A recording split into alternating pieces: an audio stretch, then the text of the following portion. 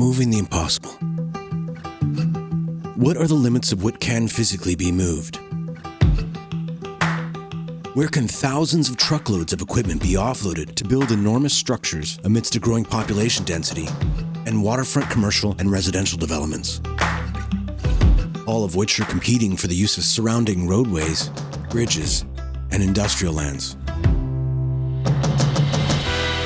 Welcome to Squamish Terminals, a deepwater breakbulk terminal, 32 nautical miles north of Vancouver, BC, offering direct access to the coastal waterways of Howe Sound, Burrard Inlet, and the North Shore port facilities of Vancouver, BC.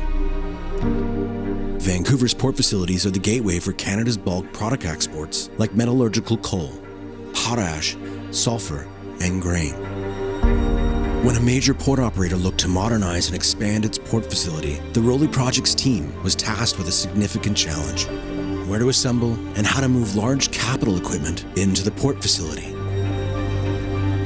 The client hired Fluor as EPC, Graham Construction for off-site and on-site construction and assembly. RoliProjects also brought in Western Dimensional to support specialized rail and Ro-Ro solutions for the project execution. RoliProjects took a team approach to identify the overall project requirements, challenges, and then to establish the solutions. Delivery to the port using existing road and rail routes was deemed not feasible due to the density of the developed residential and commercial property surrounding the port.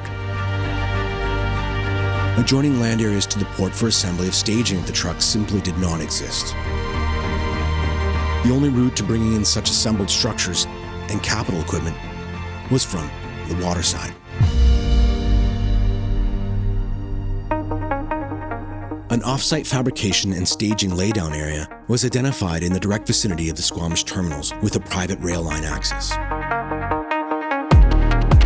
The largest capital equipment items included overhead conveyor trusses of up to 150 feet long and 35 feet wide and weighing upwards of 150 metric tons. Rail car dumpers weighed upwards of 250 metric tons, all of which were evaluated for movement by rail on the 4-kilometer rail line axis between the laydown area and Squamish Terminals. Next was to identify the water route from Squamish to the North Shore.